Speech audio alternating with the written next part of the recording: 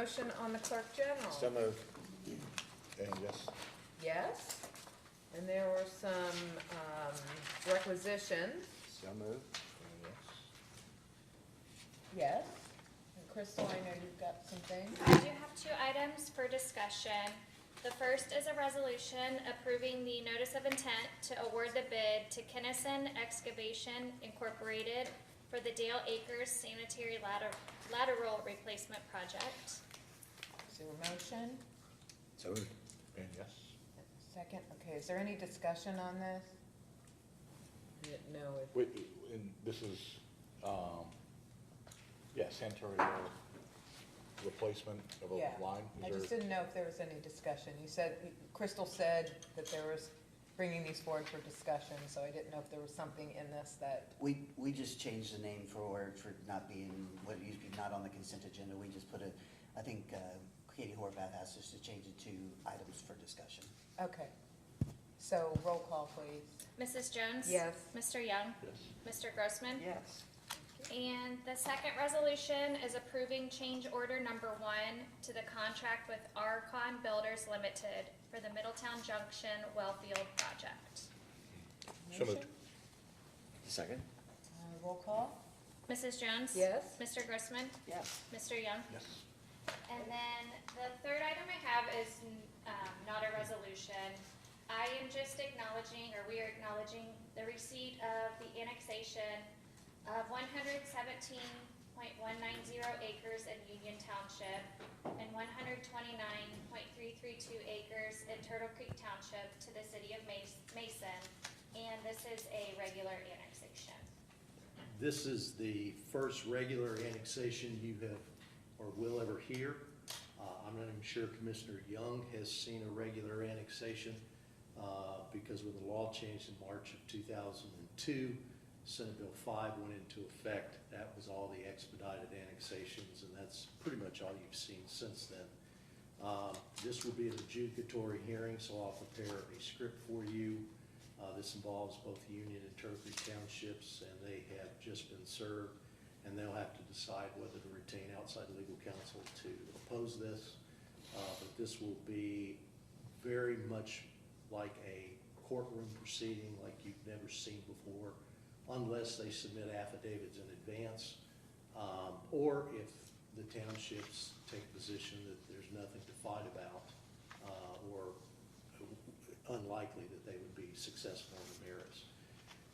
It'll be your first time to apply a really unusual legal standard called, I'll read it to you. It's called, on balance, the general good of the territory proposed to be annexed will be served, and the benefits of the territory proposed to be annexed in the surrounding area, which is defined by law as up to 1/2 mile, will outweigh the detriment to the territory proposed to be annexed and the surrounding area if the petition is granted.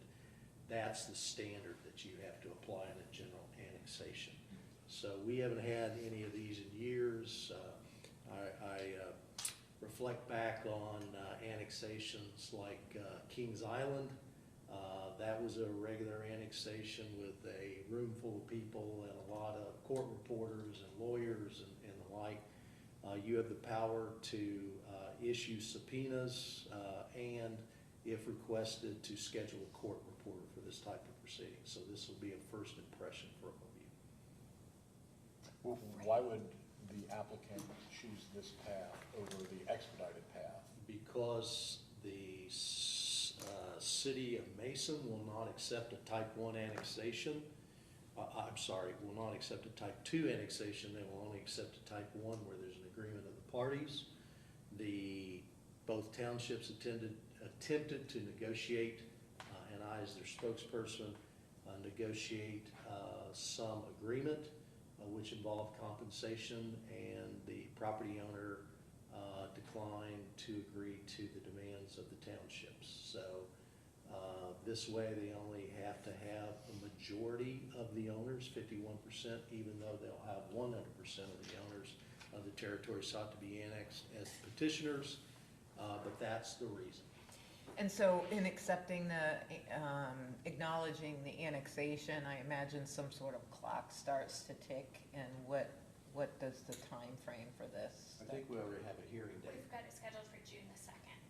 Okay, So let me understand.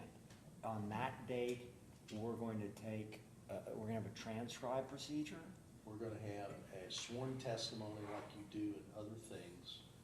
The petitioner, or the townships can submit a precipice asking for a court reporter to be present. If they don't, you don't have to have one present.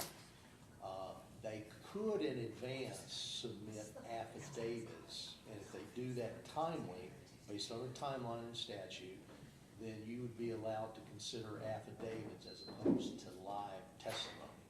But typically what you hear, thinking back to say the Kings Island, and I'm sure there's more that's not coming to mind, the type of testimony you were would hear you, would be, were you here during Kings Island? I was here, I wasn't legal counsel at the time, Mike Powell was. Wow, you're old. Well, that was I back just- in I 1996. just told you the law changed in 2002, so that was during my time. Anyway, what you would typically have presented to you would be evidence by fire chiefs, police chiefs, as to response times, staffing, those sort of issues, to apply to this legal standard to make that determination.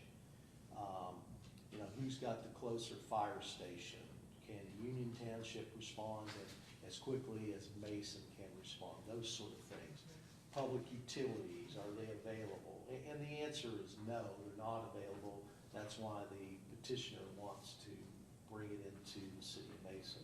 And this is out on 741. Tom, you'd be familiar with this. This is Mason's industrial hub. And this is just another property extending it further north. It's on the east side of the road, north of their Yes. industrial area. Yeah. Correct, And correct. and that will open up further annexation probably on the opposite side of the road. Well, there is one part of the acreage for this annexation that is over on the west side of the road as well. And I suspect that's where Mason's utilities are contiguous to. So, we'll wait and see what the townships decide to do. But at this juncture, they have to hire outside legal counsel if they want to. Does it propose involve, this. what, Union and Turtle Creek? Both, yeah, the farm is split. I- Okay, I'm sorry, Dave, go ahead. Well, so the townships are objecting to this because they want the property to still be within their taxing jurisdiction, is that right?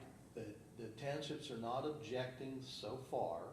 The townships tried to negotiate a type 1 agreement, which is what Mason wanted, but the property owner did not, or was not inclined to agree to the. Because that would, agreements of the that would townships. require them to accept higher property taxes, right? It would require them to pay sums of money to the townships to get an agreement from them. It would no longer be in the township. Okay. So it would no longer be subject to township taxation? It'd be subject to the city's taxation, that's correct, Okay. and services and so forth. And so was the agreement unreasonable? Depends on who you ask. Well, you were Obviously, the representing owner, the township. the owner thought it was unreasonable, yeah, so, this property, attempted to I be should say, was annexed. it a good faith effort to try to get a type 1 annexation, or was it a process a discussion to frustrate the purpose? No, I think there was a rational basis for what they demanded.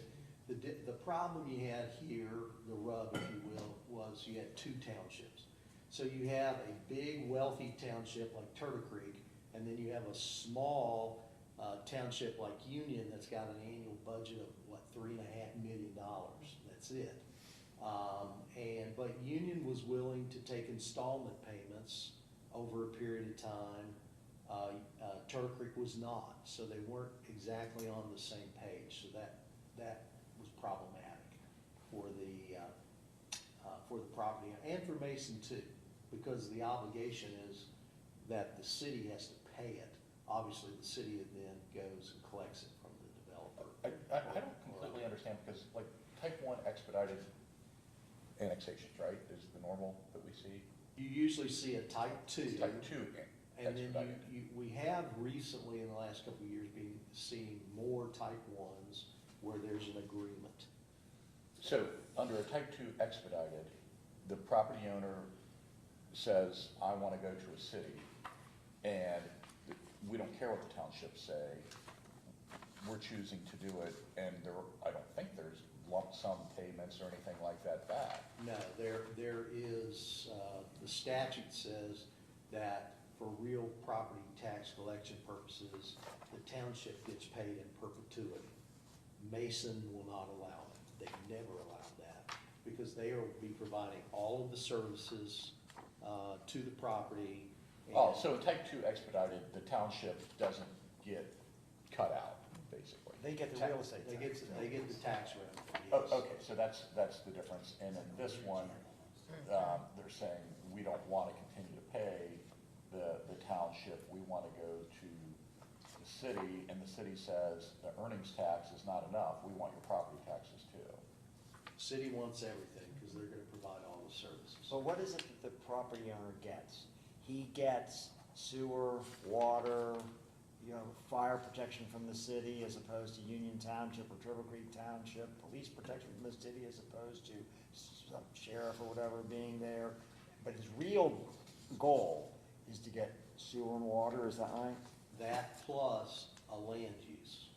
So in the township, this is zoned probably R1 because it's agriculture, it's just a big farm. And the city of Mason will, when it comes in, it automatically gets rezoned, and then they have so many days to rezone it to what the intended use is. The intended use is gonna be industrial. But so is Mason the owner of the property? No, Does Mason want to own the property? no.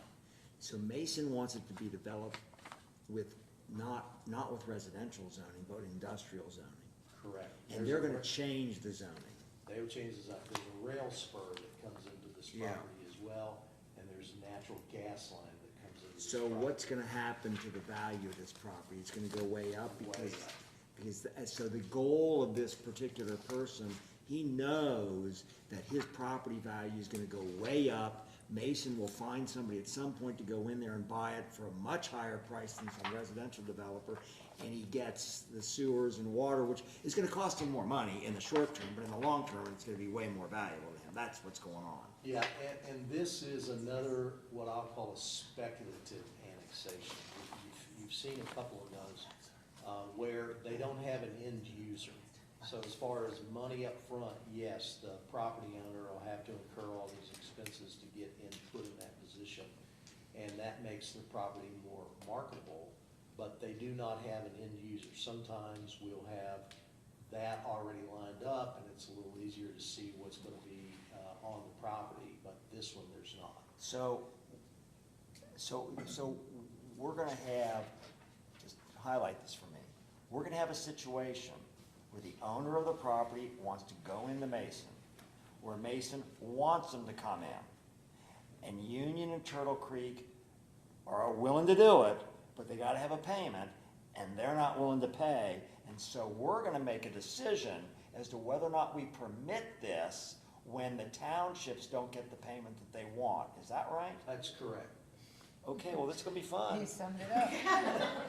So I'm thinking we need to make sure there's nothing else on the schedule for June 2nd. Yeah, we might need a half an hour. for that. Yeah. It's gonna be longer than that. Okay, so, we need a motion on the resolution, or? Well, no, we're just acknowledging. We're just acknowledging it. I'm just giving Okay. you a heads up, because this is gonna be a lot different. And it might not be, maybe the townships say, well, we don't think it's worth hiring outside counsel, or maybe they hire outside counsel who tells them, you don't have a prayer, maybe they decide not to go forth and oppose it. And then also, under the law, if they timely file with Crystal affidavits, they may try to submit all their evidence through affidavits, and that would help shorten the hearing process as well. But this is one where you have to apply a legal standard. It's an adjudicatory hearing. If somebody's not happy, they may take you to court. That's possible.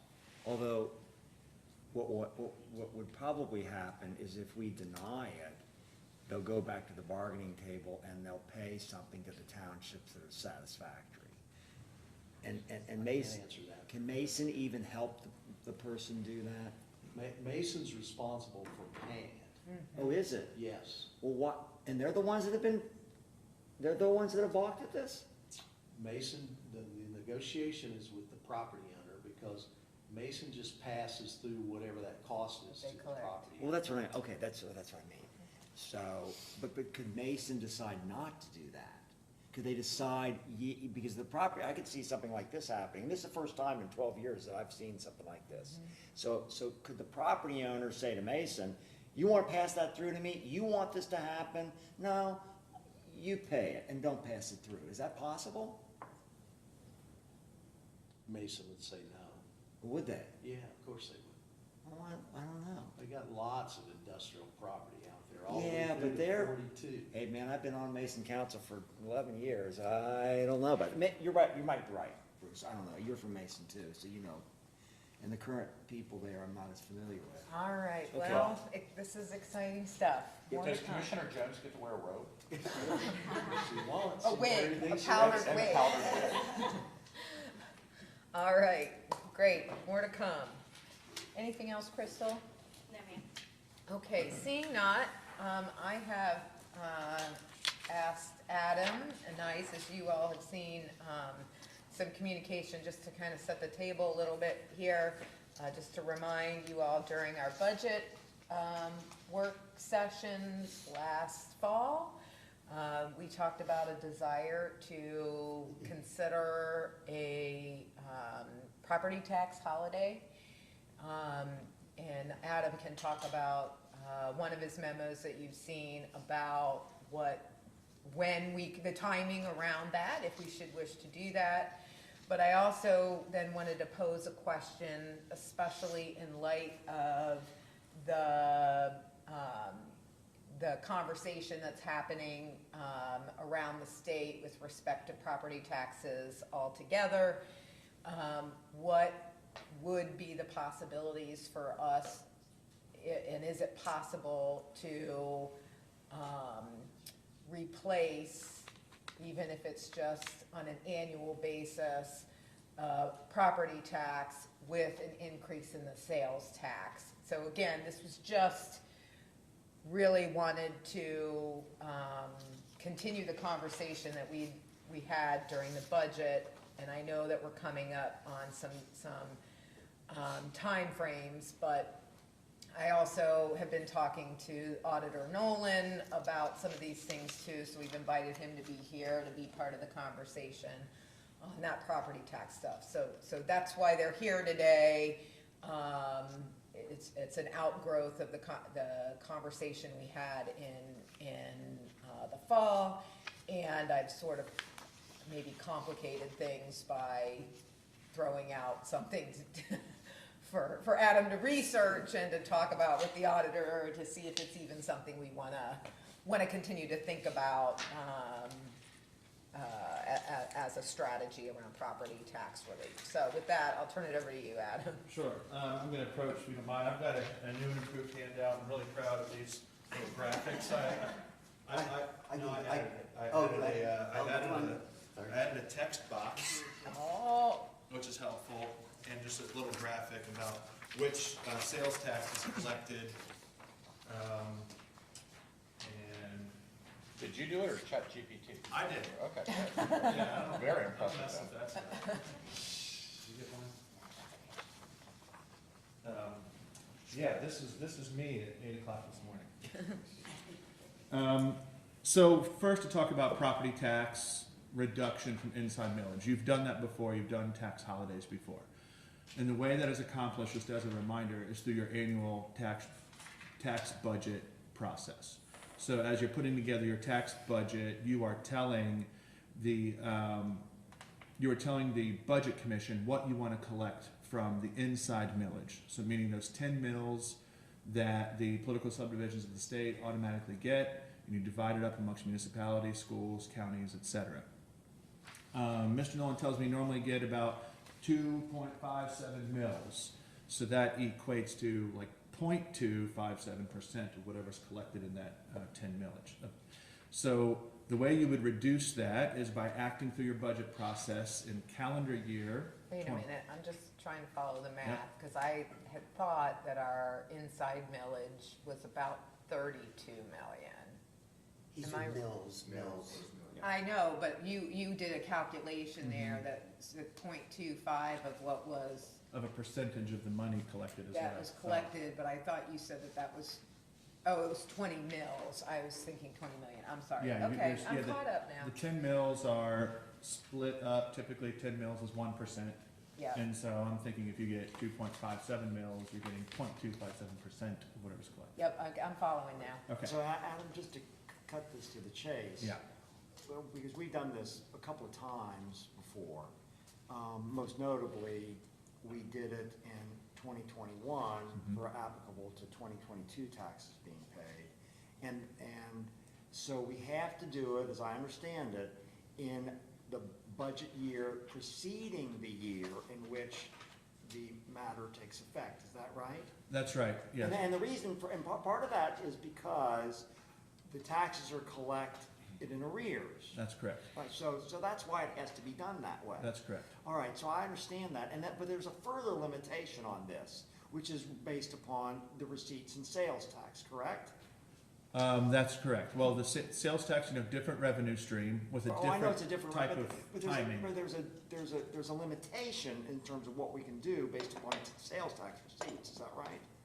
Once you reach a certain threshold of sales tax of one of the two taxes that you have legislated, or this board has historically legislated, there are limitations. Okay. But you still have wiggle room left within your sales tax, a permissive sales tax, where you could increase sales tax and still use it for general revenue. So in other words, if we were somehow limited in terms of what we wanted to do in reducing our millage that we're able to reduce in this budgeting cycle for the following year, if there was some limitation there based upon sales tax, we could make some adjustment in that would also be applicable in the next budget year, correct? That's correct. It would be sales tax, a change in sales tax you could legislate this year. It becomes effective the first day of the next quarter. Right. And then there's a little lag in collections because vendors have to be notified. And there's a lag in terms of the Department of Taxation collecting the money, verifying it, sending it to you. But you could effectuate an increase in sales tax within certain limits, which I can get into, Yeah. in calendar year 2026. And it's a piece of legislation that you choose. So you could do it for any term of years in increments of 1/20%, and you could do it for a continuing period of time if you wanted. Right, so that, and from the bigger picture, that what we know is that the predominant payers of our sales tax actually are not county residents. That's my They're understanding. outside county residents. So when we do a switch like this, or if we make an increase in sales tax marginally and a decrease in property tax, we're favoring our residents over non-residents. In terms of the Proportionality, that's all. yeah, to an extent, you also have people who do not own real property that will be paying a small increase in sales tax, which they're not paying right now. Right, and of course, when you take a look at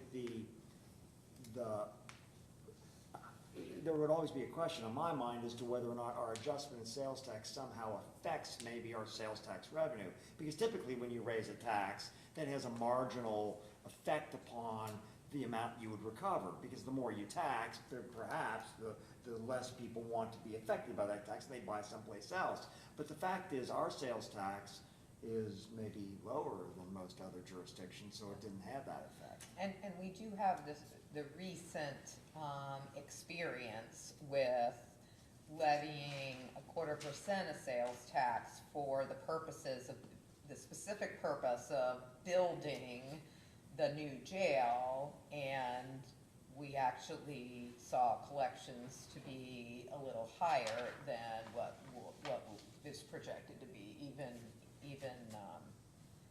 with that marginal increase, because to your point, Commissioner, we still were competitive with the surrounding counties. Right. So That's it didn't correct, yeah. dissuade people from going and buying cars someplace else, they could still buy cars at our auto mall. Yeah, and that was done in 2017, and you rolled it back when the time came. I know there was talk of rolling it back early, but off the top of my head, I don't remember if you rolled it back after 4 years, or if you waited till the 5th year. It was the full 5. It was It the was a full full 5. 5 years. Um, 'Cause it didn't quite, we had saved some money in advance of that, $7 or $8 million to Right. It's closer to 10. but- $10 million. Sure. So For that. it may be helpful if I go through the handout I just provided you really quickly. There are 2.5% taxes. When you buy something in Warren County, you're paying 5.75 of the Ohio State sales tax, and you're paying 1% to Warren County. But that's actually an aggregate collection of 2.5% taxes. Okay, one of those 0.5% taxes is referred to as the permissive sales tax. That was legislated by this board in 1971. It was first available from a House bill in 1968. The other 0.5% is what the Department of Taxation calls the additional county tax. The law calls it tax for a specific purpose. There is flexibility despite that name, because one of the specific purposes the 0.5 additional county tax can be used for is just general revenue. So that was a good piece of legislation for county commissioners. What year was that, like 96? That House bill came out in '88, and then this county legislated in '91. Yeah. So on that, just to sort of talk about that and set that aside, you're at 0.5%, you're at the ceiling. You cannot increase that one anymore. And as a way of history with the institutional knowledge that sometimes comes and goes, that was before my time, but that 0.5 in 1991, correct me, Matt, if I'm wrong, was justified in large part by the telecommunications 911 system for the county, which is why people sometimes ask, oh, why are you buying radios for this jurisdiction or what have you, or the 911 system? Well, that's the way it was kind of sold to the voters, was this 0.5% tax was actually going to, because we're all in it together, it's a collective way of doing it, and that's why I think this board has never objected to expenditures when it comes to public safety and telecom for that purpose, because it was specifically sold to the voters back then. Again, this board has the discretion to change that if we Right. wanted, but that's the way it was initially sold. Yeah, and that was a trend in Ohio that counties needed to improve their 911 systems. Counties needed to improve emergency response, and Warren County was right there in legislating that, pretty early on once the House bill was passed. So that's on the right column of your chart. That 0.5 is all you can do. It may not be increased anymore. What the law says, and this goes back to what Commissioner Grossman commented on, is that anytime you pass a sales tax, a retail sales tax, you have to also pass a use tax. A use tax is for purchases that are made out of the county. The best example right now, which didn't really exist in '91, is online shopping. So it stops people from going over to a different county and buying something to save 0.5%. The way the law is written is if you buy something outside the county and you bring it here, you store it here, you use it here, you still have to pay a 0.5%. In legal theory is you pay that when you do your income taxes. In reality, the way this really gets collected is online sales. So when you look at your chart, the right column is your additional sales tax and your additional county use tax. You've legislated that for general revenue purposes. You only pay one or the other. You never pay a sales tax and a use tax. So you pay a additional county tax for a retail sale inside your county. You pay a use tax for a retail sale that you do on the internet. Or of course, commercial purposes, they self-report and pay it. So you're saying that we never have more than 1%? You have never had, well, right now you have 1%, and it's a combination of these two. That's right. But Now- you never have more than 1% under any circumstances? Is that what you're saying? Unless you increase your permissive sales tax, which you did in 2017 for the Okay. jail. then you can go up to another 0.5%. You can go up another whole percent. If you go up 0.5%, so looking at the left side of the column, your permissive sales tax right now is at 0.5. You may go up to 1% without holding an election and without any restriction on the purpose of the tax. Meaning you can go up 0.5% for general revenue, general fund purposes. You may hold an election if you choose to, but you are not required to under the law. It would be subject to referendum, however. The same as when we did the jail Yes. tax increase. It's when you go above 1%, just in that left side column of your chart, when you go above that, if you could go up to 1.5, anything over 1 can only be used for construction and operation of a detention facility or jail, and you have to have an election. But I think what we're, in sort of speaking with Auditor Nolan, an additional 0.5% of permissive sales tax is pretty close to, it's a little more actually than what we take from inside millage, is that correct? A little less. Oh, a little less, little. So when we did the jail, that was 1/4 of 1%? Yes. Yes. And Yes. that equated to, at the time, around 11 million a year, I believe. So you're saying at 50 basis points, it's probably 25 million-ish a year. And that's the entire amount that we collect essentially from our portion of the property taxes. Or at least, less by a few $1 million? Less by a few $1 million. And I think we should probably, we get into the weeds on these things for a little bit, and I always like to go back to like my first grade level of setting the stage a little bit, that when we're talking about sales taxes, I just searched it, that Butler County's sales tax, all in is 6.5. We are at 6.75, Claremont County's at 6.75, and somehow Hamilton County is at 7.8, which is above the 7.5, so I'm sure something's been voted in there, but they're at 7.8 already. Yeah, and that's because they have a regional transit authority, so there's one more tax that we don't have that we could have, is we could have a transit tax. So a lot of times when you look around the state of Ohio, those high sales tax counties, first they're maxing out, they're going 1.5 on permissive tax, they're going 0.5 on additional county tax, and then they're maxing out on a transit tax. Okay, so that's the stage for sales taxes, and then also setting the stage for sales taxes, and our auditor who knows more about this than literally anybody in the state, what is it, 75 to 80% of all your property taxes go to your local school district? Is that correct? 75%. So when people talk about, oh, my tax bill's Matt. 5,000 or what have you, Just so it's picked up by the microphone for and people. So, Aaron. right, I just want to make sure that we understand exactly, and again, if people watch this, I want them to understand that if you're paying a $5,000 tax bill, 75% of that $5,000 is going to your school, which has nothing to do with us. That's right. And that was approved by the voters of that jurisdiction, and we don't control it, we have zero say in that, is that correct? That's all correct. And then we also, just to your point, Commissioner, we also had the conversation last fall about some of the, quote, tools that the legislature provided to counties to be able to support some property tax reduction.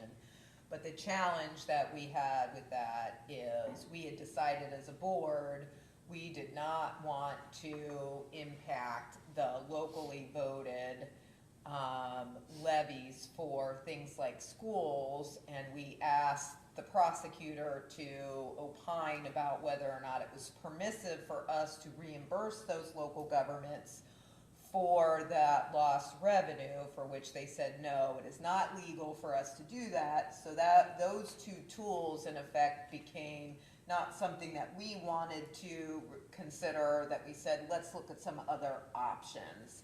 And so we had done previously in 21, the property tax, holiday, that's certainly, on the table.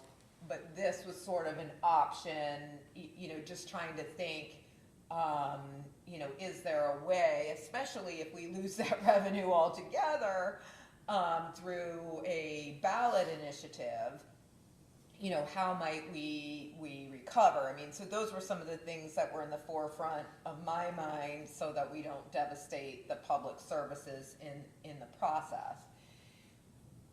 The other issue that I think is kind of in the forefront of my mind is that the property taxes are more stable in terms of revenue sources, where the sales taxes are very susceptible to changing economic conditions.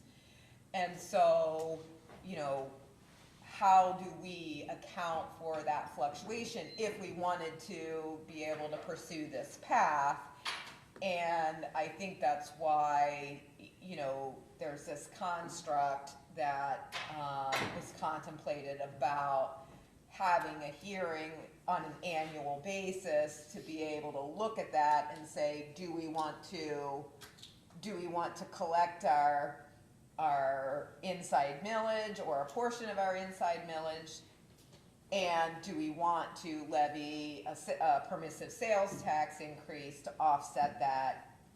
And think about doing it on a more annual basis so that there's a pandemic, there's, you know, some exigent circumstance, there's still that ability for us to be prudent,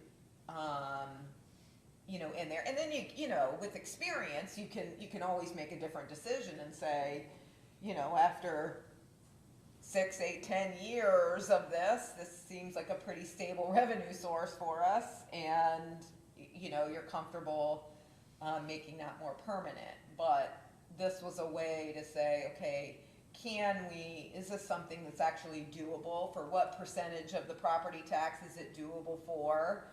When do we have to effectuate that change?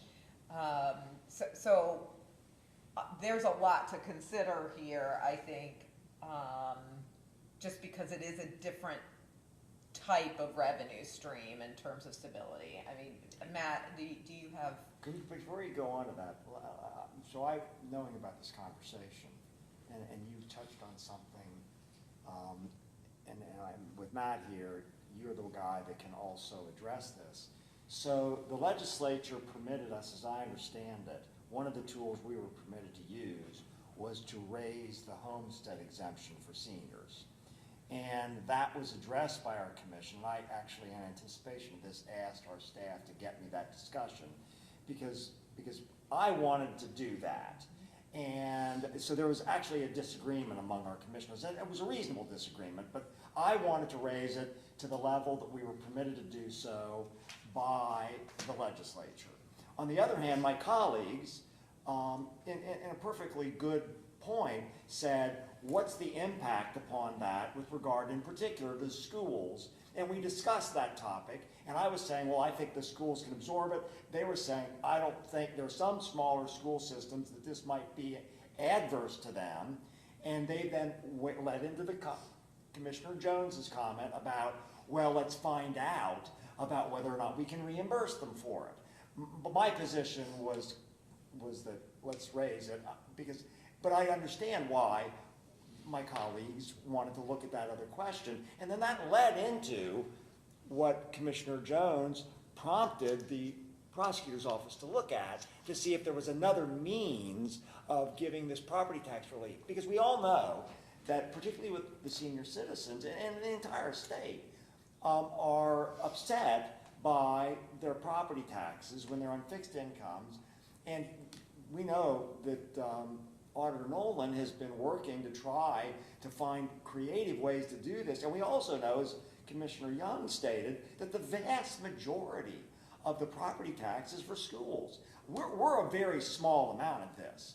And to the extent we've attempted in the past to have holidays, we've attempted to provide relief to our residents.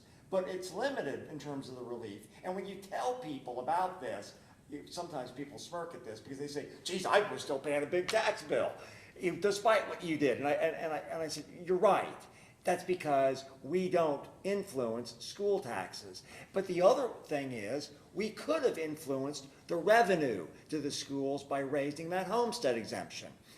And I wanted to do that, but I also appreciate why my colleagues wanted to look at this and think about how that would have impacted our school systems.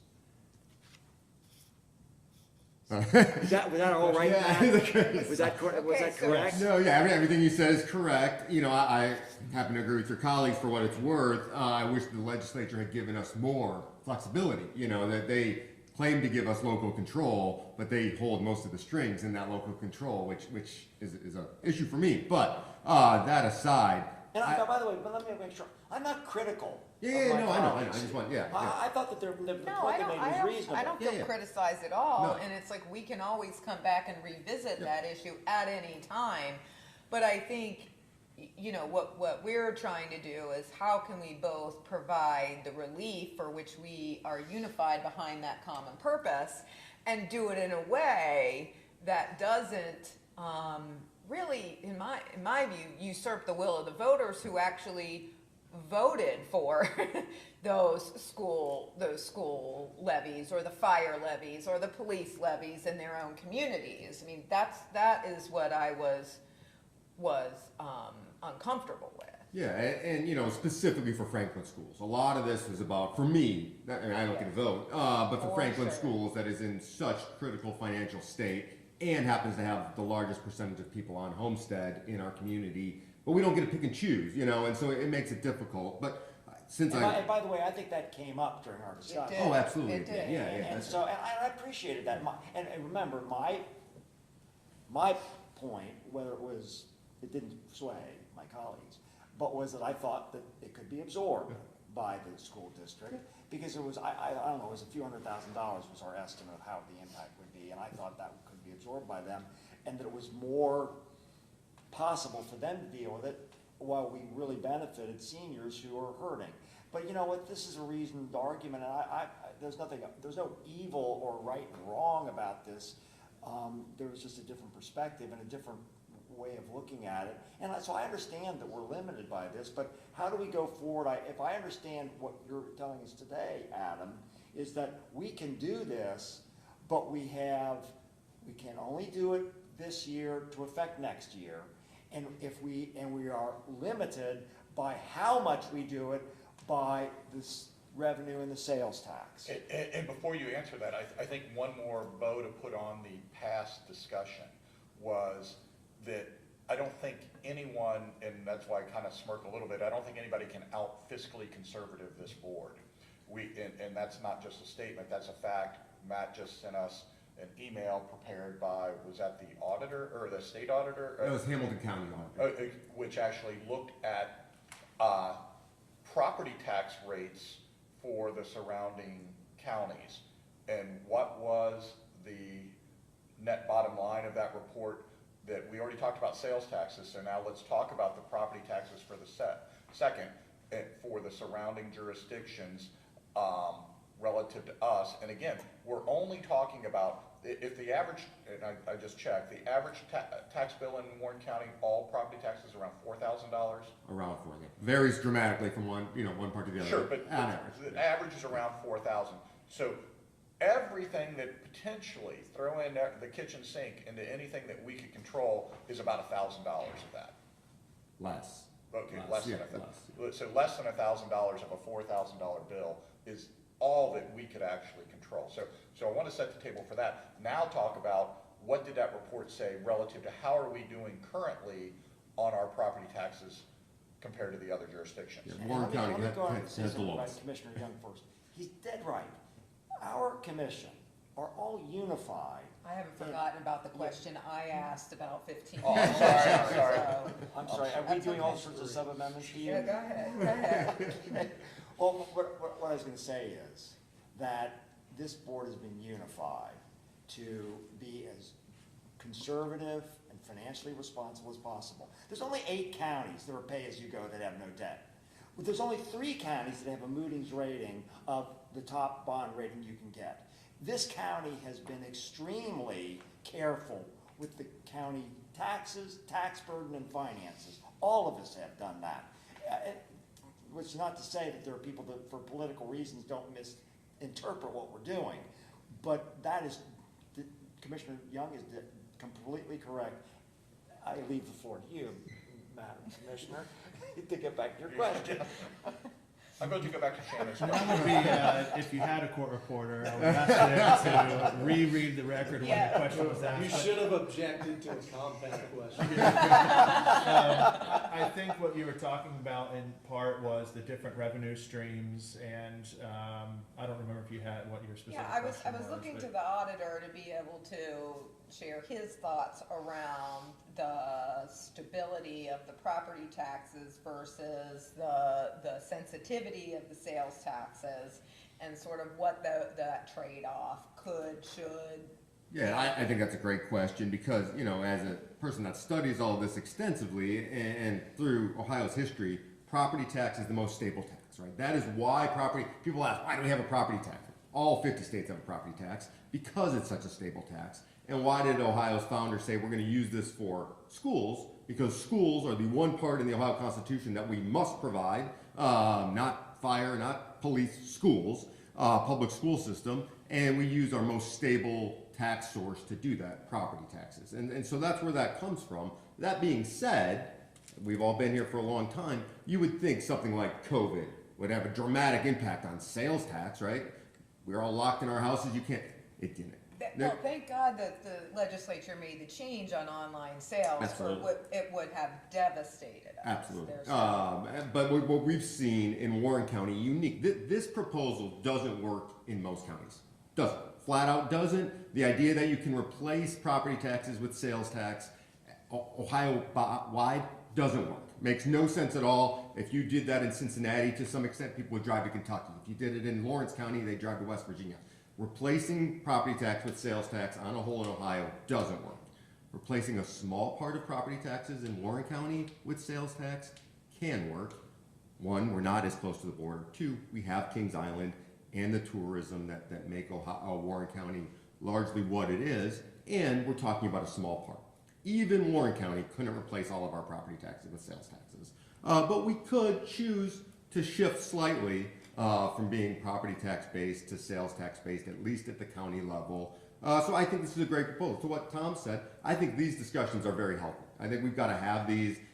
We can't get rid of taxes. I think there's this idea out there that everything's going to be free. That sheriff's office and schools and all these things, they're free. They're not. There's got to be a way to pay for them. And the question is, do we shift slightly to be sales tax based, or do we stay where we are? Since I have a microphone, I'm going to take the opportunity because I haven't said it in front of you. For half of the county, your property taxes are already coming down in your second half taxes. They're coming down next year for everybody slightly. And so we're already making that shift as a state. Do we continue that shift slightly for Warren County? That's the question. Where's the half of the taxes you're going down? Not Mason and Kings. Not Mason and King. Right. Well, thank you. Because Mason and Kings are not at the 20 mil floor, they didn't see the large tax increases, the last reval that everybody else saw, so they won't get the reduction, because they didn't get the But increase. we were being taxed lower already, that's the point, right? Say again? With the Mason and Kings already had a lower rate. No. No, is that not No, right? no, they have a higher rate, actually. Kings has the Oh, no, Kings no, are- no, because you're talking about the school system. The Correct. 20 mil Okay, floor, okay. yeah. Yeah, Mason and King schools were not at the floor, so they didn't see the increase as part of the reval, and the reduction that everybody else is getting is basically removing that increase that Mason and Kings didn't get, but everyone else did.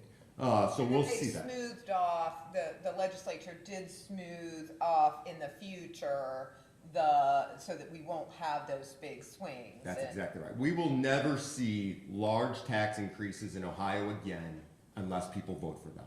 And I feel like I've failed at this. I also feel like the governor and the legislature have failed. They did a really good job in December. They passed all the legislation that we talked about, that you guys sent letters recommending them. They passed every bit of it. And no one said anything, which is kind of weird to not take credit. That's kind of as politicians we're supposed to do. But they did a great job. So we are never going to see large increase in taxes ever again in Ohio unless the voters vote for them. Yeah. Now, there are going to be more levies. I think that's for sure going to happen. And the voters are going to decide locally whether or not they want those levies to pass. We're already seeing that. And so, that's going to be it going forward. But you're never going to see your auditor raise your value and your taxes jump like we've seen the last few cycles. That's over. That part of Ohio's history is done. Well, and the other thing too is, and I've been a kind of, what's the phrase I'm looking for? I've been redundant, I've been a dog with a bone maybe, on, you know, what happens to the county if this citizen-led effort gets on the ballot and it passes on the property taxes. You know, I feel like I needed to be armed with, you know, what is a possible contingency plan to be able to continue the basic services. I mean, to both commissioners' points that they've made around how conservative we are. I mean, we're not funding a lot of fat. Like we do fund road patrols, even though we're not statutorily required to do the road patrols that we do. So, you know, those are things that would have to be looked at, but, you know, in terms of core services, how do we protect our residents and our businesses, with core services if we're pushed into that, you know, into that circumstance? And so I just wanted to be, you know, on the ready. I mean, Tom, you mentioned our, you know, credit rating, and I guess the good news is we don't really borrow money, so the impacts to some of that a lot of communities are gonna face, with the credit markets, to have their revenue streams, tinkered with, you know, we're not gonna have to deal with that necessarily either. But, you know, that is a very real issue, that's out there, and I just thought we ought to know what options are available to us, which is what kind of set me on this dog with a bone mission to say, okay, what other things could we do if we need to do it? And in building off the conversation we had, post legislative changes that Tom rightly points out, that there's, I wouldn't even say that there's really, you know, a disagreement, as well as, you know, a prioritization of choices. My choice is not to just push the burden more onto the schools that are already also having to struggle with this reality. So, you know, at the end of the day, Matt, I mean, is this something that you think we could do for a year to kind of see, and what level of swap would you be comfortable with as the auditor? Yeah, I mean, I'm comfortable with every bit of this. You know, we're talking about roughly $32 million brought in property tax versus 28 million in sales tax. You know, those numbers fluctuate slightly. There's a bit of a runway with sales tax, getting everybody on, getting things updated, that you don't have with property taxes. Property taxes are a little more snap your fingers. But also there's a revenue. We get monthly revenue from sales tax. We only get biannual revenue from property taxes. So there's some trade-offs. But as I was doing the numbers, it's kind of interesting how closely they line up. You know, what our property taxes are towards what our sales tax revenue could be, line up fairly well. You know, a $5 million reduction in Warren County's revenue is not going to have a meaningful impact on how we operate for the short-term future. For the short term, yeah. Yeah, again, trying to do baselines in case people, because these are difficult topics to understand. After 21 years, I'm certainly no expert on it. I mean, it's very complicated. So again, I appreciate both of you doing this, especially Matt, who is president of the Past president.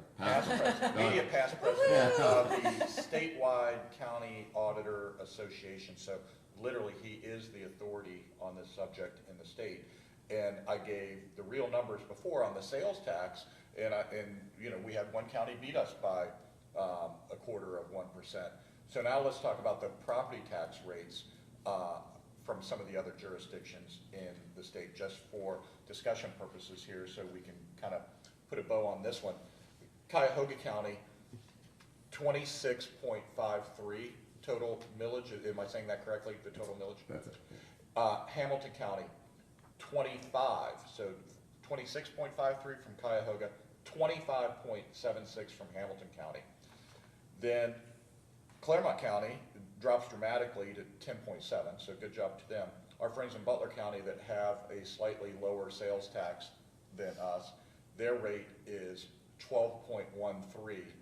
But now let's get to the good place where people talk about Warren County and what is our effective combined millage? 7.78, is that correct? That's correct. So we're at 7.78 in Warren County. The next lowest is what, almost 30% higher, 10.7. Friends across the Butler-Warren Road is close to 50% higher at 12.3, and our friends in Hamilton County and Cuyahoga County are multiples of what our combined millage is. So we're already one of the lowest property tax combined counties in the entire state. Is that true? That's all true. Does that include, Dave, your numbers, the developmental disabilities levy? Yes. And the senior services levy? Okay, I thought it did. So, and Dave makes, I'm sorry, Commissioner Young makes a very good point. And in terms of comparing those numbers, and so we already are a very low tax jurisdiction on that. But I wanted to go back to something else because obviously the state legislature in its last budget proposal that caused a lot of consternation on our parts, and probably every county in the state had a lot of consternation, was where they were basically telling us that they were going to remove our right to do certain property taxation, and that we had to, that we could seek to go to the voters to raise our sales tax, right? Correct. That's what they were doing, and that didn't happen. Correct. Because we realized, oh my gosh, this had such a significant impact upon our financial ability to perform services, and we didn't know whether we would be able to get the sales tax up. But then there's the real question then of how does, Matt, a jurisdiction deal with, if you get rid of property taxation entirely, maybe we get rid of your job too, Matt, wouldn't that be good? And so, no, I'm joking. I wouldn't be crying. Sign him up. Well, ours too, because there's no county government. Right. No, but there would be, There would be. because you have to, in this case, we're not going to the point where we're not providing services. You're gonna fund it in a different way, and the only other way to really do it is by raising the sales tax. In other words, you have to have a different type of, it's the same tax out there, but you have to raise that sales tax in order to accommodate the loss of property tax revenue. And so, and then from our county standpoint, the question is, for the voters, is what would you prefer? Would you prefer to have a higher sales tax and no property tax? Or would you rather have something like we do now? And, and of course, this also is influenced by the fact that if we raise our sales tax, do we actually get that revenue that we're losing in the property tax? I don't know. There's so much mystery about it. And so, Well, but we would be telling which I think was Adam's point about why we have to if we wanted to move down this path, we'd have to be able to tell the Budget Commission what we intend to collect. So we wouldn't be collecting anything that we don't affirmatively tell them we would be collecting.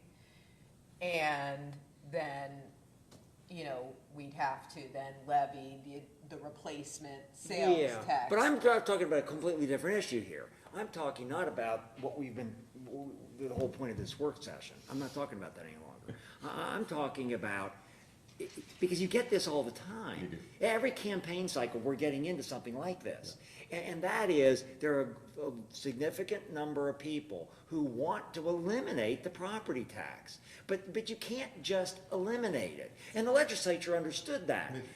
And because the alternative is to raise the sales tax way up. So I appreciate the question and the phrasing of it because it's what I hear all the time.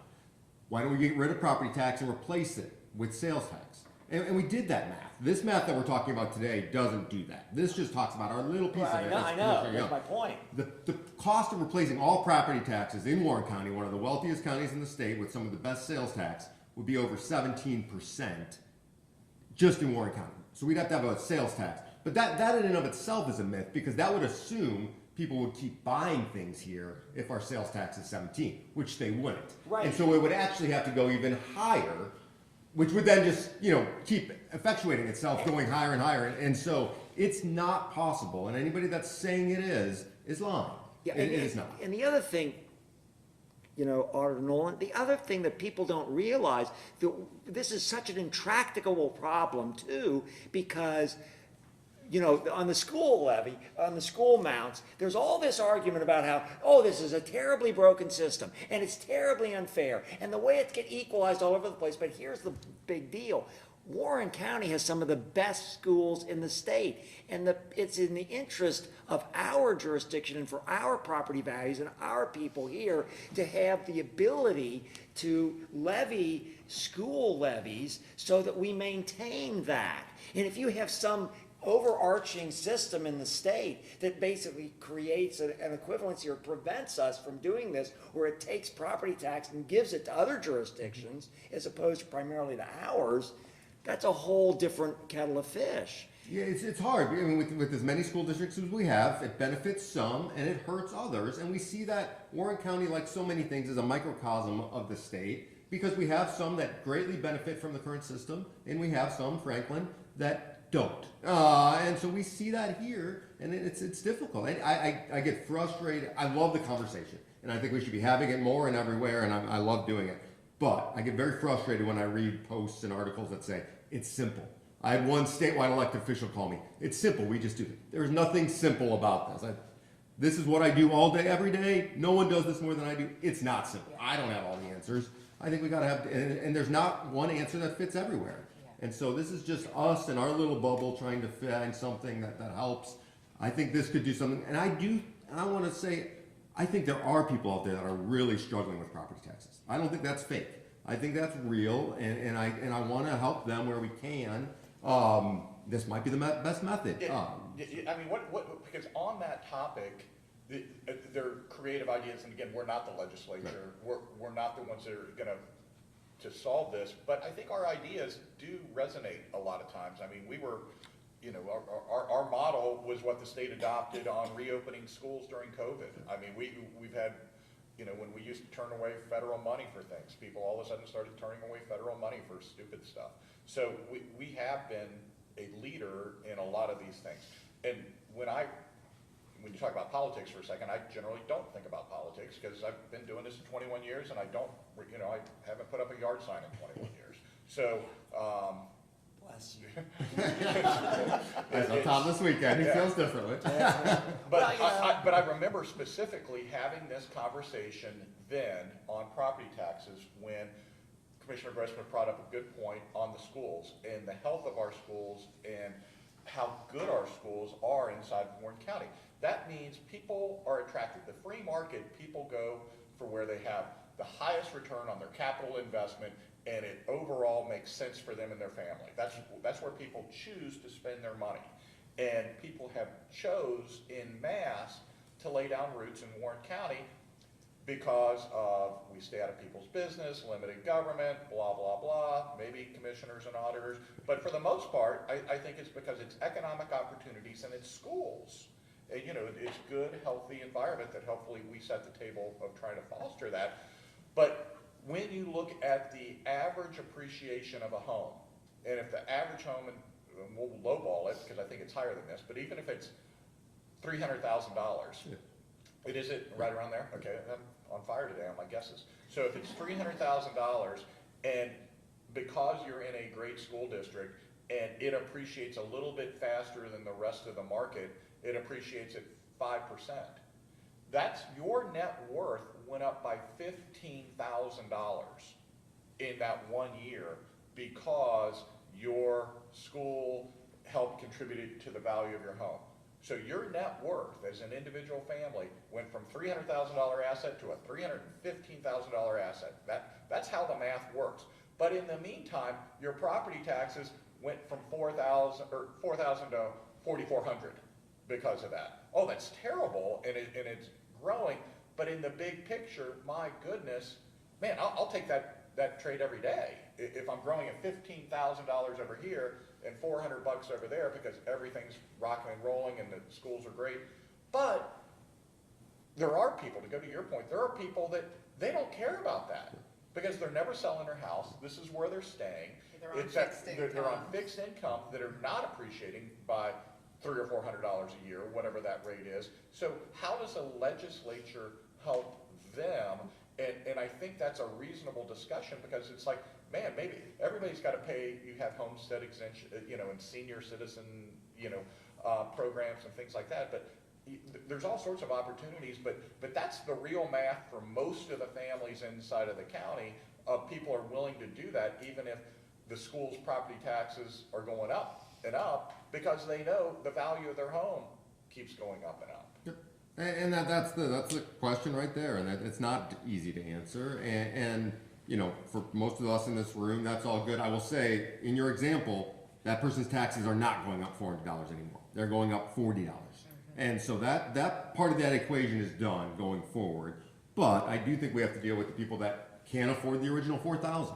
That number was too high for them. And so that's what this would help get towards. It's just a shift in general. Ohio has made this shift already, right? When we all started, even us, that's all been around for 20 years, most of the taxes were not borne by property taxes the way they are. They were borne by state taxes, capital tax, estate taxes, all kinds of other taxes. We have shifted everything in Ohio to be on residential property taxes over the last 25 years. Should we start shifting that back a little? Have we reached the peak of where that percentage can be? You can only do a little bit of that. The state can do a lot more of that, but should we do a little bit of that? But, I'm sorry, go ahead. I was going to say, on your point, even the school districts have started to change a little bit. You work Great point. specifically with the district that has the highest marginal rate in the county, which is Kings. And Kings just did a deal where they actually assessed a small income tax, not a sales tax, an income tax to their residents in conjunction with property tax relief, correct? And I expect to see that continue. Kings did that. Carlisle, who has the second lowest property taxes in the county, has an income tax. And so I expect to see, if I was crystal balling it, the next 5 years, school levies not being in property tax form, but in income tax form. Again, the states lowered their income taxes dramatically. Should we shift to local income taxes to offset the increases in costs? I see a lot of advantages in that. We've seen that done in multiple municipalities. We've seen schools shifting to that. I could see that being the future. And that's not an option for us. We don't have that And choice. so, the beauty of this construct, though, is perhaps we are, to Dave's point, it's like it is sort of, we could pilot, for a year and kind of see, and is this something that we would want to bring forward to the legislature, to look at, are there some things that they can learn from this? But it doesn't, there's still a lot of unknowns out there. And so to do it in a way where on an annual basis, we have this healthy conversation about what is it that we need to be able to provide the services? What is the inside millage collecting today? Here is our capacity on the sales tax. Do we want to make some adjustment? And we can, on an annual basis, we can say, oh, we want to split the difference. We want to, based on what we learn after a year, we don't have to just jump in with both feet. We can say, let's see what we learn in this next year. Yeah, if we want to, because I've not been talking about this specific proposal. I wanted to make sure that we were all just setting the stage Yep. Of the discussion. Well, and I wasn't trying to push the proposal. I wanted to just bring it forward Well, we to have until elevate the the end of ideas. the year to do that. I want to correct that Yeah. right there. We got to be careful on that We have to because do it at the tax we as a rate. group, me worse, don't do that. We really don't. These decisions need to be made in the summer. There's a budget When do we commission need to meeting make in them, August. Matt? What's that? When do we need to make this? August. We need to have this By the decision. latest. Yeah, because then the tax commission in the fall, right? That's Yeah. right. Yeah, acts on it. Just from a staffing perspective, Lisa will send out for tax budget here at beginning of April. We'll start putting that together relative into May. We'll bring it in front of you probably sometime in June. There's a little bit of a lull that we have before we go to the tax commission in August. The reason that we had a delay last year is because we didn't know what the state was doing, and so we tried to do it post, but we couldn't, and that's where that Adam thing is, you know, the things is, we probably have a couple months, so to kind of get your direction as to what you want us to do. Yeah, and I want to caution against that because of what Martin just said, the state. They do all kinds of crazy things in November and December, the lame duck session. I expect that to be the same this year, maybe more than ever this year, with the lame duck governor, true lame duck governor.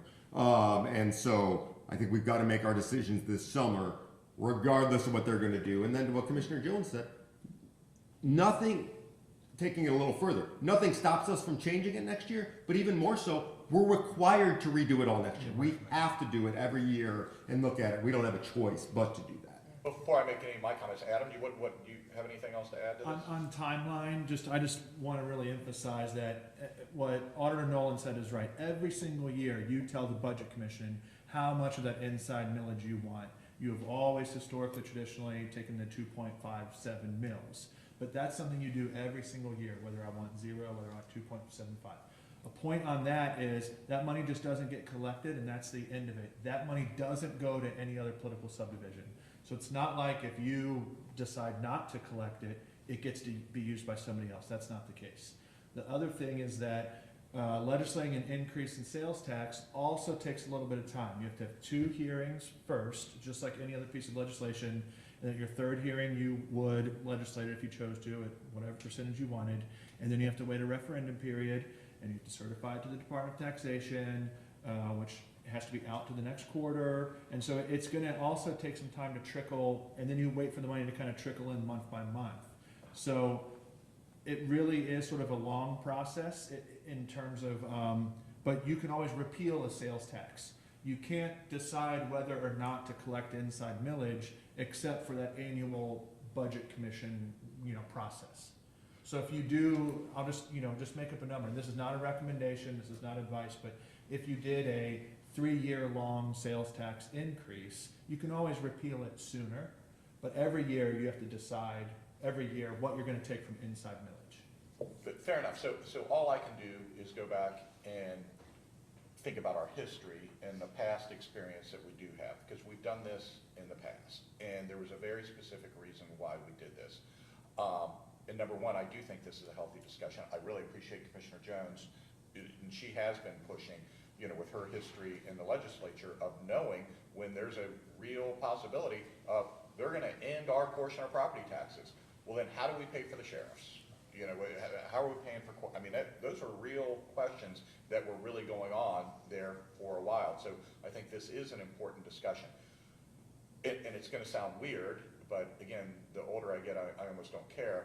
One of the proudest things I think I'd like to think I was in the middle of with conjunction with the board was raising taxes. Why do you say that? They're so hardcore fiscally conservative. It's why we did it. We had done everything under the sun to avoid building a new jail, which I think most people would say is an essential function of government. We did double bunking. It's a Yeah, statutory we had to. requirement. Well, we did double bunking, we did alternative sentencing, we did ankle monitors. For literally 15 years, we somehow avoided building a new jail. And then it was brought to us, well, we got to do it. The sheriff at the time was, there's real problems and real public safety issues. Criminals weren't coming to jail as much. The early release program, we were jeopardizing public safety if we would have continued on that path of not having criminals actually locked up. What did we decide to do? Let's build a jail. So I'll go back to my original statement of we raised taxes, and I'm proud of that. Why did we do that? Because that $50 to $60 million jail, if we would have been like every other county, it would have cost us what, Martin? 40 million or 60 million in financing charges? Between 30 Over the 30 years. and 30 to 40 million in finance charges. Yeah, if we would have done it the traditional route, I think that number was 40 million that taxpayers would have spent in addition to the $50 million jail, just in financing that over a 30-year bond issuance. So we go, raise the sales tax 1/4%, and this board Temporarily. put in a sunset provision that most of the time when you have politicians, they get a new revenue source, they go figure out how to make it rain to all their constituents and say, here's freebies, and we're gonna spend that money forever, even though it was justified for this one purpose. We didn't do that. We put in a hardcore 5-year ceiling on this provision. It did exactly as advertised, and the taxpayers of this county saved $40 million in financing costs. And the reason I was so okay with that is because I think it's the majority of the people in the jail that are hopefully temporary residents aren't residents of the county. There's a lot of people outside of this county that are housed in our jail across the street. So who pays our sales tax? One of the studies that I've seen, it's upwards of 50 to 60% of the people that actually pay the sales tax don't live in this county. So there was a discussion at the time about, do we take this to the voters or what have you? My point was, no, this is why the voters hired us, is to make decisions like this. And we did it. We didn't even get, I didn't get one letter in opposition to that. Well, we had people here from the anti-tax. The Tea Party showed up and they didn't say And supported it. they supported it because, you know, They saw the math. they understood it and that.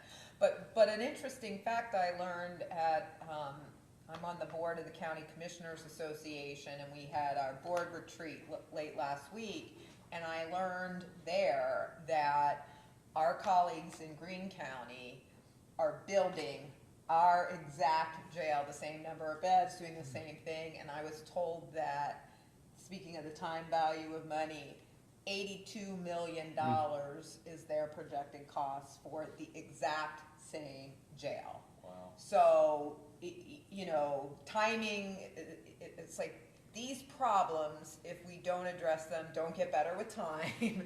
There is a role of government, we have to pay for it, and we always strive to do it in a way that is most efficient, cost-effective, for our. That's super interesting, and that goes exactly with, sometimes you just pull the trigger, so to speak, even if we did delay it as long as we did. But so now we have a proposal, just to make sure I understand this, Matt, we're talking about going from 6 3/4 to 7.25% if we raised it 50 basis points. So then all of a sudden, and that brings in around 30-ish million? 25, 27. Yeah. Okay, 20, and that's almost exactly what our portion of the inside millage is. It's about 32 to 27, that's the range. 32 property, 27 So it sales. would, theoretically, our delta would be $5 million that we potentially are missing out on. Correct. But if there was any county that was in a position to miss out on $5 million worth of income because of our fiscal restraint over decades, it's us. That's correct. So yeah, I mean, in theory, this is a real tangible benefit to property taxes for those that are most at risk, especially. It helps everybody that pays property taxes, but yet those are at risk. It's gonna really, really help, I think, to the tune of, 20 to 22% of their tax bill, potentially. We gotta be okay, less than that, because you're leaving out the township portion, you're leaving out DD. So we're only talking probably 7%, 5 to 7% of their tax bill that's going away. So it's not, it was a little problem we had with the holiday, in that I like the language, I use the language a lot. People heard, I'm not paying property taxes. And so when their taxes only went down 5%, we worked with senior services and DD, and you guys worked with all of them, so it was larger, and people didn't notice. And so if we're doing, and I tell all the local governments, if you're doing this because you want people to notice and say, look at how much my taxes went down, let's not, because they're not. But if we're doing this because we need to shift away from property taxes being the center point of how we fund Warren County, then I think this is a very creative way to do that. Again, I'm not sitting in your chair. I like that idea in general. I like it being a test balloon of sorts. Yeah. We'd be the only county doing this. And I like the creativity. I like a lot of those things. But to your first point, you know, schools. It's all about school funding, and that's where the property taxes are. And so that we're not changing that. We're not, you know, fixing that problem. We're just doing our little piece that we have control of. So in real numbers, a $4,000 tax bill, you're talking about $200, $250 change. Maybe, yeah. Well, and, but I think the other issue is, from my standpoint, is having been in the legislature, it's like there are problems that only they can solve, and the Constitution binds them to solve those problems.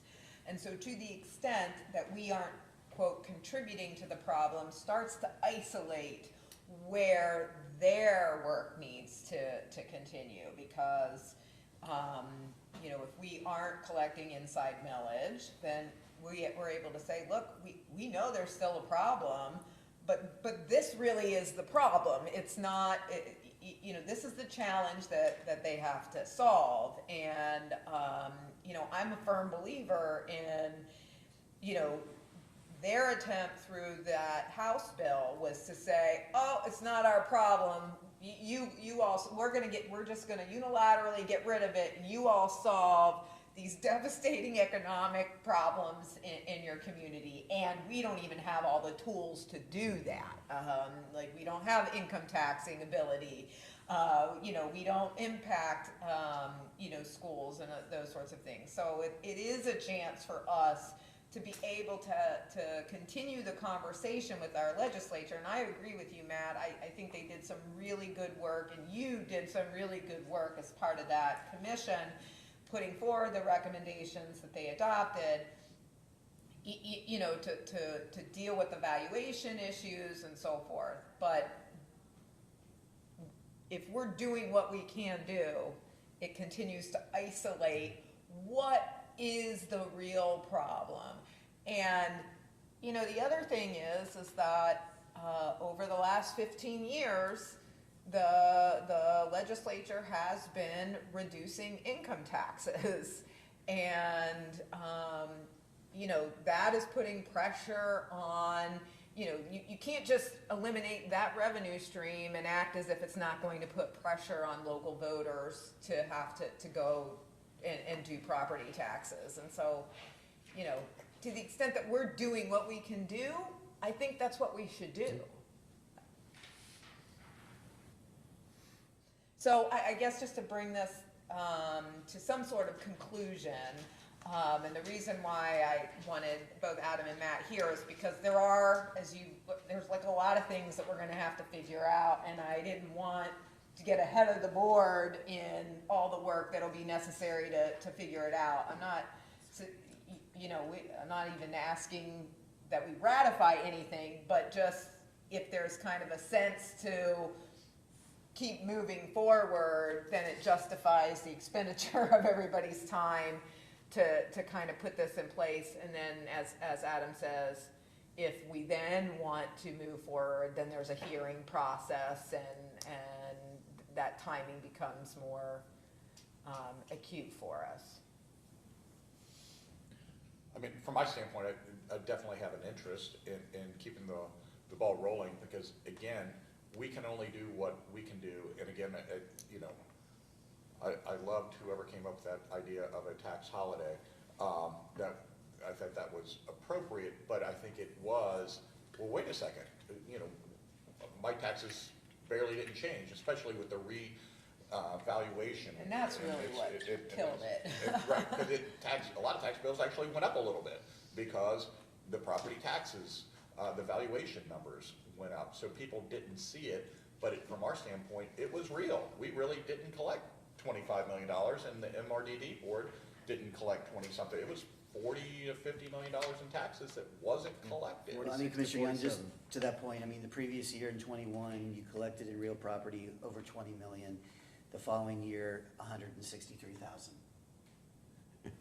No, I mean, it was the right thing to do, you know, and that's what it was the right thing to do then. And I tell people all the time, 2 people called me, Ray Warwick, and one other person called me and said that they appreciated it, and that was it. But that's okay, because it was the right thing to do, and we know that in our little world. We don't, you know, we don't do this job for pats on the back. We did the right thing, and we move on, and we have to decide if this is the right thing or what you guys think But I is think right. there is a higher, I mean, it interesting to think of, people do look at us, and a lot of people, I humbly say, want to be us from a financial perspective. Maybe by us doing this, even though it might be small to our actual property tax payers, you know, a couple $100, $200, $300 in a lot of cases, it's still meaningful to say there's something that can be done. There is an alternative way of doing this that maybe works, and I think it's a great point when, if people want, again, we're the most limited government people around, but again, I like having a safe community. I like having good schools. Those aren't free. Someone's paying for them. When we talk to our friends, they don't say they moved to Warren County because of the taxes. That's just not a conversation. They move here because of Sheriff Riley and because of our schools. That's what they move here, and our other police forces. We're well down the list. Not for the county commissioners? I'm sorry, it's not. It's definitely not for the county auditor, I assure you. But, you know, this is what we control. And what I've heard, we'll put together exact numbers so you can see what it means to a taxpayer in King schools or in Springboro schools or Franklin schools. And so you'll have all that information, and, you know, that's all we can do is give you the best information, and then you guys got to make the hard And then calls. I'd like to continue the conversation too, and let's map out sort of a time frame that makes some sense too. And to your point, Matt, both in terms of the politics of it, in sort of communicating to the community what we're doing, but also in terms of the changes that are coming, you know, on the retail side and stuff. I think the sooner we can be communicating, even if we don't, if it's ahead of that quarter that they need to effectuate the change through reprogramming the computers, I think the more lead time we can be giving to the community, this is what we intend to do, this is how we intend to do it, so that they can be doing their, you know, work on the back end, so it's not, you know, any more burden on them than any other change that we've made, I think is actually helpful too. I want to come back to one thing, because I want to make sure that we've not confused anyone in this conversation. And maybe we've No confused a lot of question people. you have. But, right, but David made the point that the break that we voted on in 2021, the tax holiday, which was his phraseology, so we can give it attribution where it's due. I always do. Commissioner Young. All right, and the reason why he used that phrase is because it was not a permanent tax reduction. It was a 1 year. It was very transparent. All right, yeah. so, exactly, and that's why they used the term holiday. But also, he mentioned the amount, because it was actually somewhere between $47 million. But it wasn't all just us, because we had to get, and we worked with you on this, we had to get developmental disabilities and the senior citizen people to go along with getting rid of their cut of that too that year. And that's what was accomplished. We worked with all of the county taxing-wide entities, which are us, and developmental disabilities and senior citizens, and we all work together collaborative to give a 46 million break. And of course, you are bound by state law that requires you, what, on a 6-year cycle to reevaluate all of the counties. I mean, you're the auditor of, you're not the auditor like the state auditor. You're the auditor of property values. You determine market values that then ultimately affect what people pay in property taxes. And they know, people are confused about this mill thing, which comes from the Latin word for 1,000.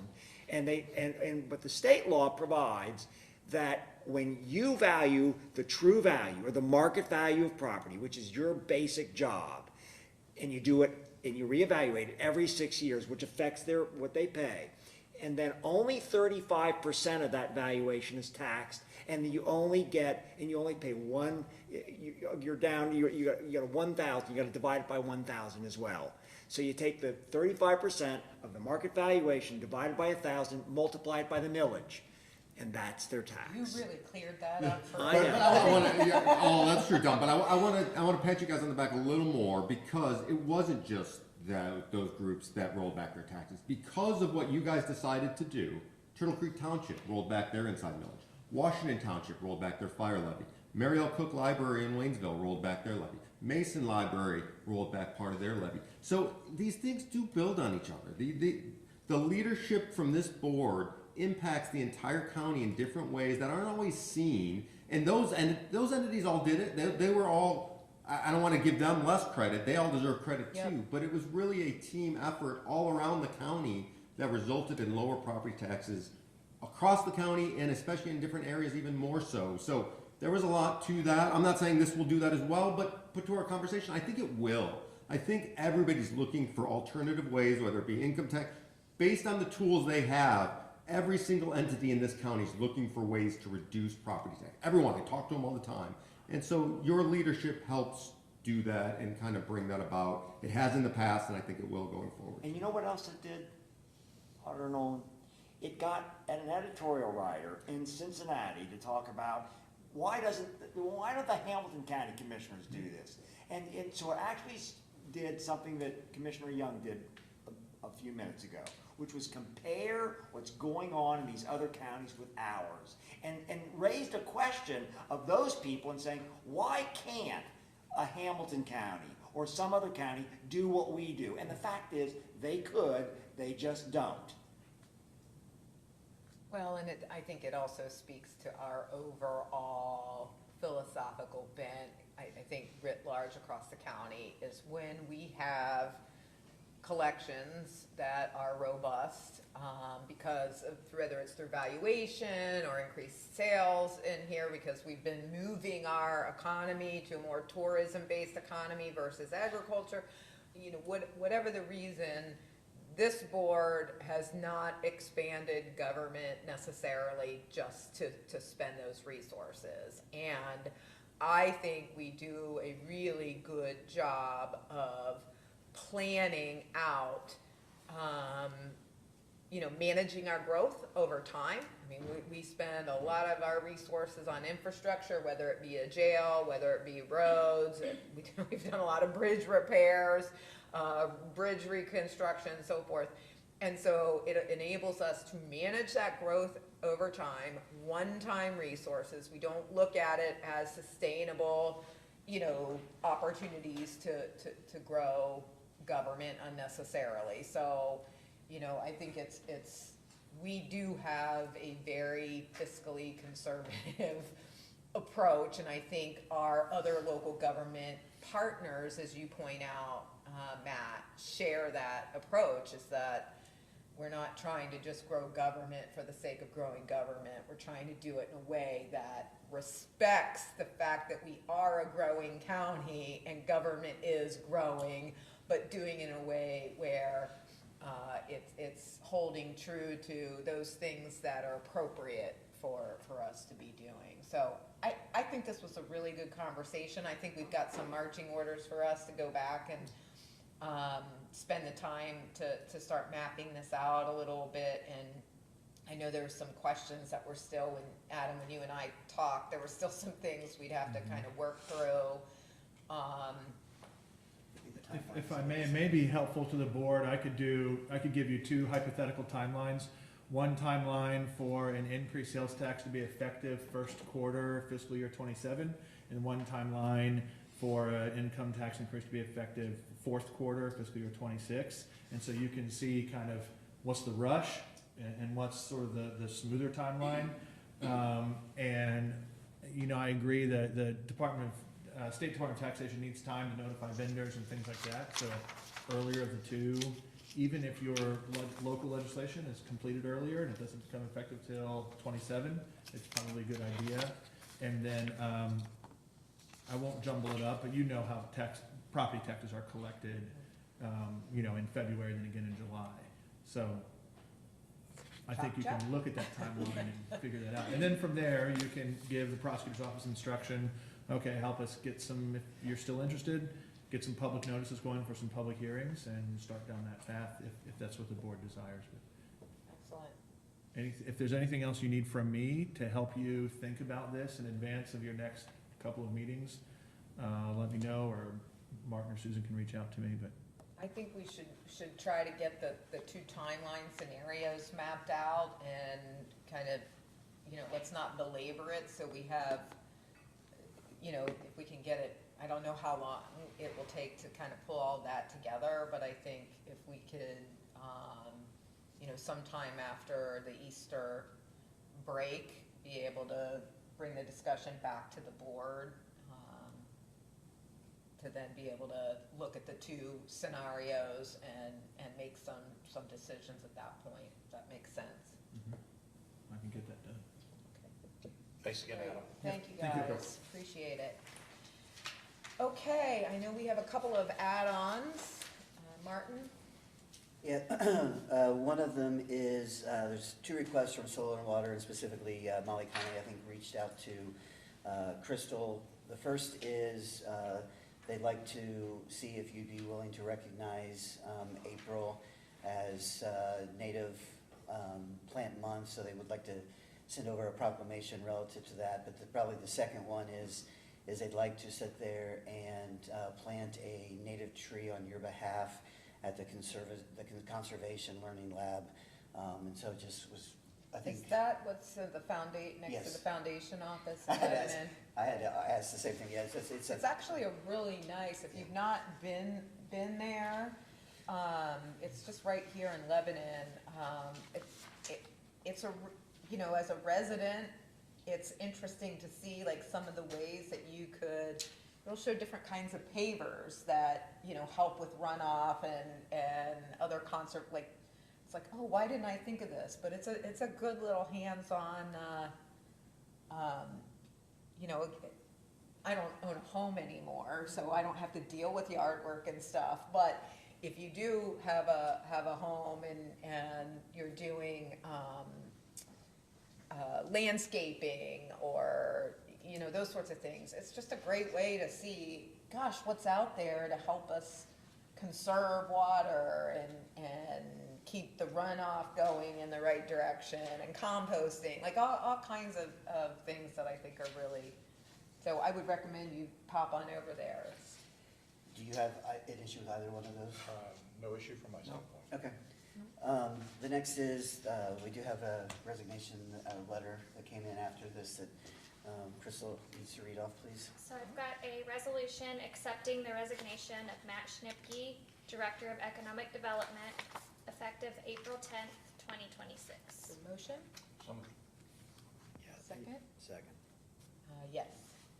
And the last thing is just bringing it up from last week. You had asked for a week to postpone if there is anything that you would like staff to do, and that was just in relationship to the audit findings that were released relative to the Ag Society. Yes, and I would like, and I obviously I talked to you about that, and so one of the things that we have never done, in fact, in my 11, 12 years on this commission, we've never had a meeting, public meeting with the Agricultural Society. And the Agricultural Society has had a rather significant change of its leadership. Chris Lutmer became the president of the Agricultural Society in August of 2025. We've, of course, all read the audit findings. And I have spoken to Chris and Lutmer, who's the current president, and to Ron Mag and to Amy Brewer, all of which are on the Ag Society, and a couple of other Ag Society members.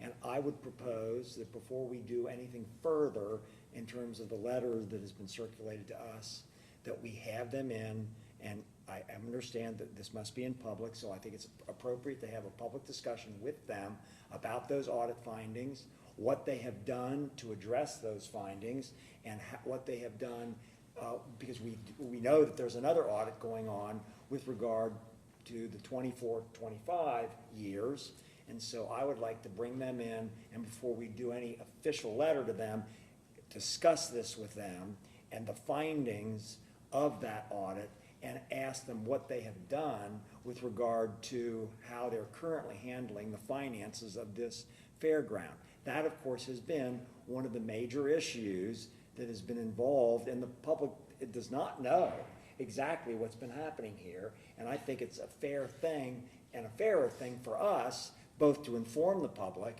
and to allow the Agricultural Society in public to address this. Now, I know they have meetings, and they, you know, so people can go to those meetings, but they're not with us, and we're the ones that own this property and have obviously we don't control it.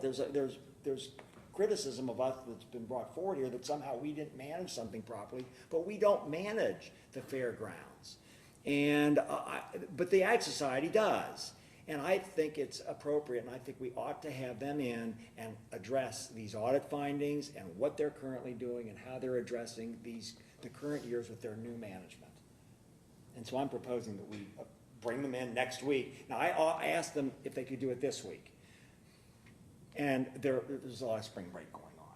So they couldn't do it this week because Chris Lutmer, I think, is an important person, since he's the president, to come in and talk to us. So I believe So that you're looking next week on March 31st? that's what I'm looking at doing, right?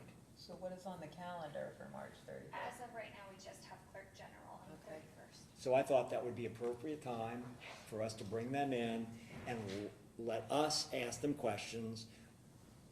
We've got the audit, I mean, the public can read this, but the public doesn't read these audit reports. And I would like the chance to address this with these folks and have them explain from their perspective what has occurred in the past, what they're doing now, and on a going forward basis, what we can anticipate from them. So that's what I'm asking that we do. Okay. Dave, do you have a? No, other than dealing with what's happened in the past is one legitimate concern that in my years here, that I think, this is the auditors here, I don't know that we've had many, if any, actual audit findings for recovery of people that are involved with us at all, even though. Not within the county, very few for the county government, lots around the county, but very few for county government. Yeah, and, county government is what, but this isn't county government, but they're close to us, and I don't like that at all.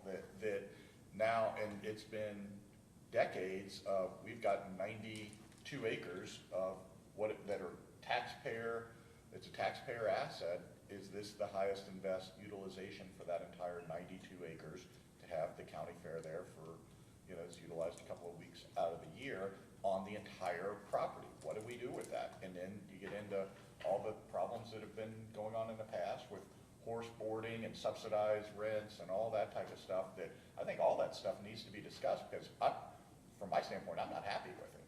Right, well, I understand it, and I think, but the principal reason why I'm suggesting it is because the audit findings, the financial management, the financial transparency, and what they have done to right that ship, because that was the focus of the letter that was drafted.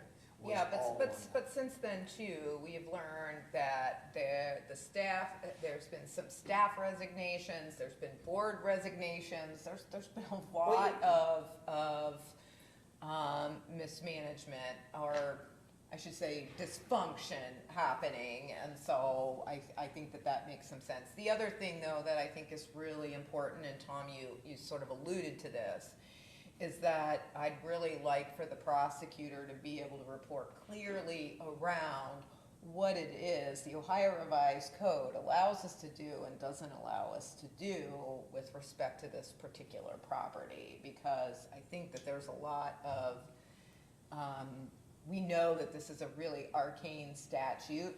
We know it because we've been spending a lot of time with it.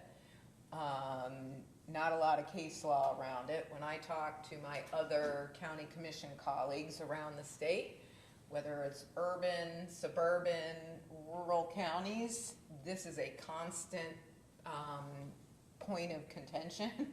So it's not, there is a strange setup that is in the Ohio Revised Code that limits our ability